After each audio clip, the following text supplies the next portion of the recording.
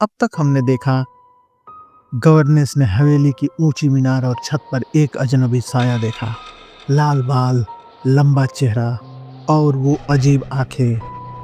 पर सवाल ये है, वो कौन था और क्यों बार बार बच्चों के आसपास ही दिखाई देता है।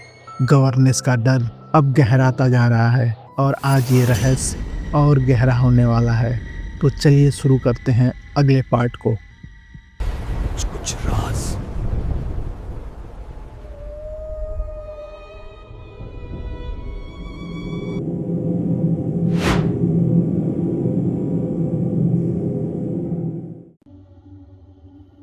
गवर्नेंस लिखती हैं कि अगले ही दिन मैं अब और चुप नहीं रह सकी।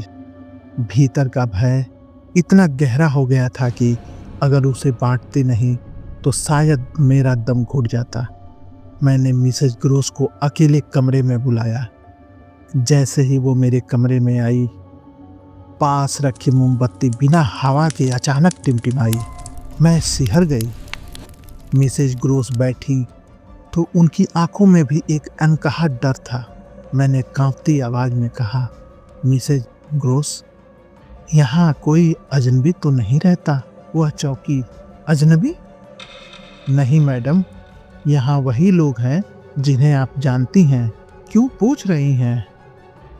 मैंने धीमे स्वर में कहा, कल मैंने छत पर एक आदमी देखा था और उससे पहले मीनार की खिड़की में भी उसी को देखा था। शायद वो वही था। उनका चेहरा पीला पड़ गया। कमरे में अचानक किसी चीज के घिसटने जैसी आवाज आई। हम दोनों ने मुड़कर देखा पर वहां कोई नहीं था। मैंने आगे कहा, उसके लाल बाल थे, लंबा चेहरा और आंखें बहुत अजीब। वह मुझे घूर रहा था पर इंसान जैसा होकर भी कुछ अलग था। मिसेज ग्रोस के होंठ कांपे। उसी क्षण दरवाजे के बाहर से बच्चों की हल्की हंसी सुनाई दी। हम दोनों दौड़कर बाहर निकले, लेकिन गलियारा खाली था। वह लौटकर बोली, हे भगवान, यह तो पीटर क्विंट है। मैं चौंक पड़ी। Peter Quint? गवर्नेंस लिखती है, उसका नाम सुनते ही मेरा दिल जोर से धड़कने लगा। Peter Quint? मैंने पूछा। मिसेज ग्रोस ने सिर झुकाकर कहा, हाँ, मालिक का नौकर। चालाक, कपटी और बेहद खतरनाक। वह बच्चों पर हावी रहता था, खासकर माइल्स पर। उनके स्वर में अजीब कंपन था। उन्होंने आगे कहा, कपड़े पहनता था मालिक जैसे, पर निगाहें, उनमें एक अजीब चमक। मुझे हमेशा लगता था कि वो माइल्स को बिगाड़ देगा। मैं ध्यान से सुन रही थी कि अचानक कमरे की हवा भारी हो गई। मोमबत्ती एक बार फिर डगमगाई और दीवार पर एक लंबा साया उभरा। ऐसा लगा मानो कोई दरवाजे पर खड़ा है, पर वहां कोई नहीं था। मेरे गले से आवाज निकली, लेकिन अब कहाँ है? मिसेज ग्रोस ने कांपते स्वर में कहा, वह मर चुका है। कुछ साल पहले यहीं इसी घर में उसकी मौत हुई थी। मेरे शरीर में ठंड उतर गई। तो जो मैंने देखा वह जिंदा इंसान नहीं बल्कि भूत था। अचानक गलियारों से बच्चों की धीमी सी गुनगुनाहट सुनाई दी। कोई पुरानी लोरी जिसकी धुन टूटी फूटी थी। मैं और मिसेज ग्रोस दोनों सन्न रह गए। हम दरवाजा खोलकर बाहर आए। खाली गलियारा पर धुन अभी भी गूंज रही थी। वह आवाज धीरे धीरे ऊपर की मंजिल की ओर चली गई। मैंने सोचा शायद बच्चे हों, पर मिसेज ग्रोस ने मेरी ओर देखा और सिर हिला दिया। नहीं, यह बच्चों की आवाज नहीं थी। कमरे में लौटकर उन्होंने मेरा हाथ कसकर पकड़ लिया। मैडम, उन्होंने फुसफुसाकर कहा, अगर वह आत्मा लौट आई है तो इसका मतलब वह बच्चों को छोड़ना नहीं चाहता। मेरे कानों में उनकी बातें हथौड़े की तरह गूंज रही थी। बाहर अंधेरे में कहीं खिड़की अपने आप झरमराई। मैं जानती थी यह कोई साधारण भूत नहीं, बल्कि वही दुष्ट छाया थी जो अब भी बच्चों पर अपना दावा कर रही थी। मिसेज ग्रोस की बातों ने मुझे भीतर तक खिला दिया। तो यही कारण था कि माइल्स को स्कूल ने वापस नहीं लिया। क्या उसने वहां कुछ ऐसा किया था जो क्विंट की संगत में सीखा गया हो? मैं सोच में ही थी कि अचानक खिड़की के शीशे पर धुंध जमने लगी। धीरे धीरे उसमें एक चेहरा उभरा, लाल बाल, लंबा चेहरा और वही डरावनी आंखें। मैं चीखना चाहती थी लेकिन गले से आवाज ही नहीं निकली। मिसेज ग्रोस कांपते हुए क्रॉस का निशान बनाने लगी। तभी मोमबत्ती बुझ गई और पूरा कमरा अंधेरे में डूब गया। अंधेरे में हमें बच्चों की हंसी सुनाई दी, हल्की, मासूम, पर इस सन्नाटे में वह हंसी किसी बुरे संकेत जैसे लगी। हम दोनों गलियारे की ओर दौड़े पर वहां कोई नहीं था। मेरे कानों में अब और अजीब आवाजें पड़ने लगी, फुसफुसाहटें, जैसे कोई मेरा नाम पुकार रहा हो। मैंने साहस करके मिसेज ग्रोस से कहा, हमें बच्चों पर नज़र रखनी होगी, शायद वे कुछ जानते हैं। अगले ही दिन मैंने माइल्स को देखा। वह खिड़की के पास खड़ा था, बाहर घने अंधेरे को घूर रहा था। उसके होंठ हल्के हल्के हिल रहे थे, जैसे वह किसी से बातें कर रहा हो, पर वहां कोई नहीं था। मैंने धीरे से पूछा, माइल्स, तुम किससे बात कर रहे हो?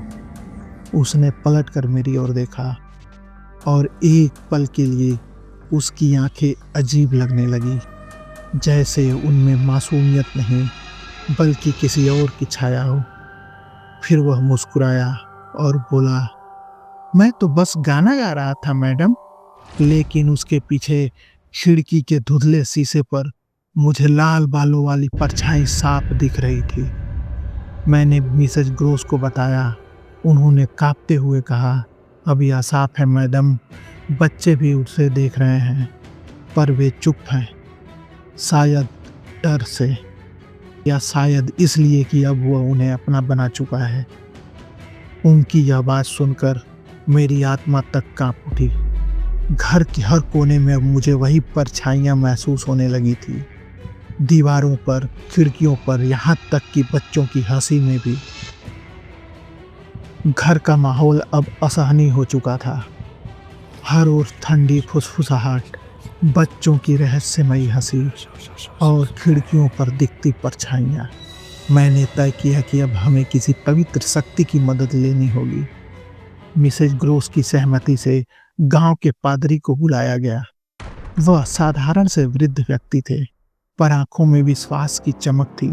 हाथ में क्रॉस और बाइबल लेकर जब वे कमरे में दाखिल हुए तो क्षण भर को मुझे भी लगा कि सब ठीक हो जाएगा।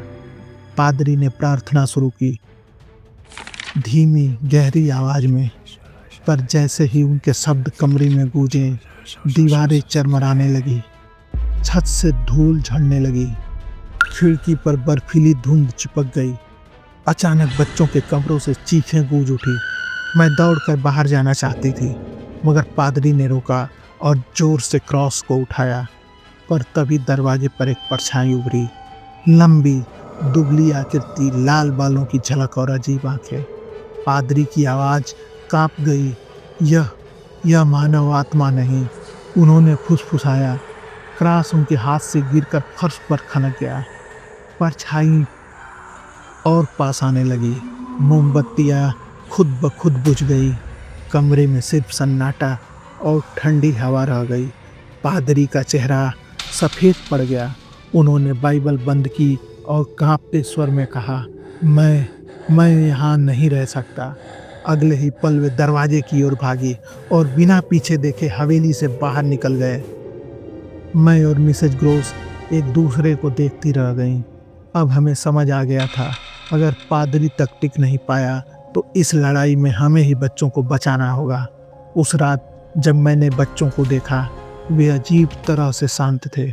माइल्स खिड़की पर बैठा था, फ्लोरा जमीन पर गुड़िया से खेल रही थी, पर उनकी आंखों में कोई मासूमियत नहीं थी, बस एक अजीब चमक, मानो वे किसी अदृश्य शख्स की मौजूदगी में संतुष्ट हों। मिसेज ग्रोस ने धीरे से कहा, मैडम, अब हमें बहुत सावधान रहना होगा, क्योंकि जो यहाँ है वह न सिर्फ हमें देख रहा है बल्कि बच्चों पर पूरी तरह हावी हो चुका है। गवर्नेस आगे लिखती हैं, पादरी के चले जाने के बाद हवेली और भी डरावनी लगने लगी। यह घर अब जैसे किसी और की पकड़ में था। खिड़कियां अपने आप चरमराती, दीवारों से ठंडी सांसें निकलती और हर कमरे में मुझे वही लाल बालों वाली परछाई मंडराती दिखती। मैंने अपने आप से प्रतिज्ञा की, चाहे जो भी हो मैं बच्चों को बचाऊंगी। यह आत्मा उन्हें अपना नहीं बना सकती।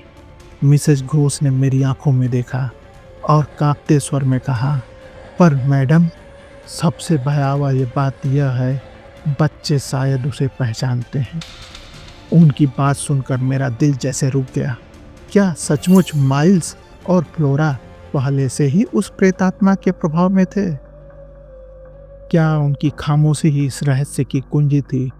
उस रात जब मैं बच्चों के कमरे में गई तो अजीब दृश्य देखा।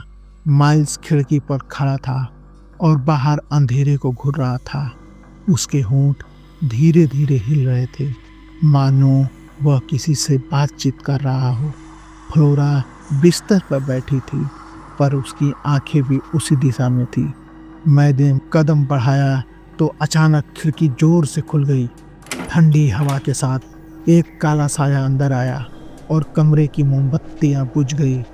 अंधेरे में बस बच्चों की हल्की हंसी गूंज रही थी। मैंने पुकारा, माइल्स, फ्लोरा, किससे बात कर रहे हो? पर उन्होंने कोई जवाब नहीं दिया, बल्कि एक पल के लिए उनकी आंखों में वही डरावनी चमक थी जो मैंने उस परछाई में देखी थी। मेरे पैरों तले जमीन हिलने लगी थी। मैंने मिसेज ग्रोस का हाथ पकड़ा। उन्होंने फुसफुसा कर कहा, वह यहाँ है, वह यहीं हमारे बीच है। कमरे का तापमान अचानक और गिर गया। सांस लेना मुश्किल हो गया। दरवाजे के पास वही आकृति खड़ी थी, लाल बाल, लंबा चेहरा और शून्य सी आंखें। मैंने हिम्मत जुटाकर आगे बढ़ना चाहा, पर तभी बच्चों की फुसफुसाहट मेरे कानों में पड़ी। वह हमें अकेला नहीं छोड़ेगा। उनकी आवाज़ सुनकर मेरी आत्मा तक कांप उठी और यही मेरी डायरी रुक जाती है, उस एक सवाल पर, क्या बच्चे पहले ही उसकी गिरफ्त में आ चुके थे? और अगर हाँ, तो वे अब तक चुप क्यों हैं? तो ये था the turn off the screw part 2। क्या आपको इसका अगला हिस्सा सुनना है? अगर हाँ तो कमेंट में ज़रूर लिखिए। और अगर आप चाहते हैं कि मैं आपके लिए और भी क्लासिक हॉरर नॉवेल सुनाऊं, जैसे ड्रैकुला, फ्रैंकेनस्टाइन या मिस्टर हाइड, तो उनका नाम भी कमेंट में बताइए। वीडियो को लाइक करना मत भूलिए और चैनल को सब्सक्राइब कीजिए ताकि अगली डरावनी कहानी आपसे मिस ना हो। अब आप बताइए, क्या आप अगली कहानी के लिए तैयार हैं, या यूं कहूँ, डर गए क्या?